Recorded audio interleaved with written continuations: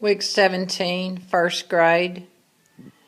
Teachers, this week we're going to study living and non-living. We're going to use the word classify. And we're going to use a lot of models. As we study living and non-living, we often use scientific models to represent living and non-living. This is a stuffed bear that was once real and living. So we're going to use him as our living model. Number one, he catches the kids' attention and they pay attention. They understand by looking at him that he did take in nutrition with his teeth.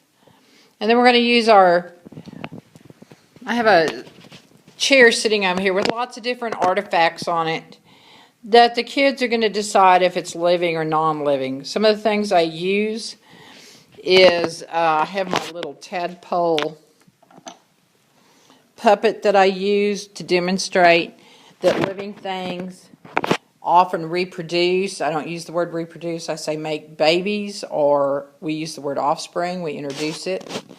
I use puppets so they understand that the bear might have eaten a squirrel. It's okay to use things that are inanimate objects or toys as long as they're a good representation of the real thing. Then we call it the living thing. So what I have is two hula hoops here, and they're my classification rings. And the bear represents the living one, and the squirrel that he ate for dinner, and the kids can see, yeah, that bear did eat that squirrel and took in some nutrition. He's going to go in the living classification ring. And then we come back over here to our artifacts, and I get things, and I let them think, okay, how about this rock? What are we going to do with this rock here? I have this great big piece of pumice stone that's real light and easy to handle. Does it use nutrients? Does it grow? Does it have offspring? And immediately with the rock they can see, no, it doesn't meet that criteria.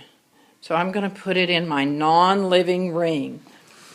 And as we build these rings and the kids actually get to see real artifacts, then they're going to begin to understand, you know, I kind of see the pattern there of what's not living. For example, the seashell.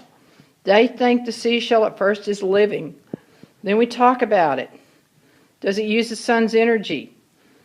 Does it grow? Does it have offspring? No. So again, we're going to place it in non-living.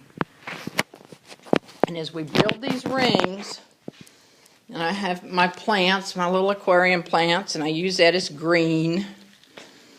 It goes through photosynthesis. And I have a sun hanging in the classroom.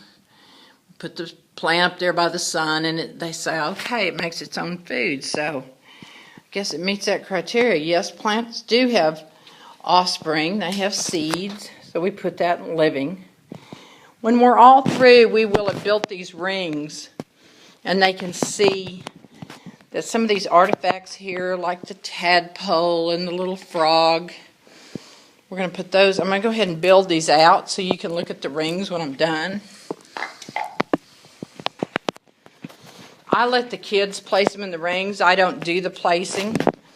A ball's a good thing to have because they're always going to say it moves. Well, as they work through this process of thinking, they realize the ball does move, but it's not living. So movement is not one of those criteria. Of course, I have some wonderful stuffed snakes that we're going to use because anytime you can catch your attention, it's worth it. Let me go ahead and get my rings here, and I'm going to sit down and finish out this video. And what we have, when we're through, is those two classification rings with that giant bear in the background catching their attention.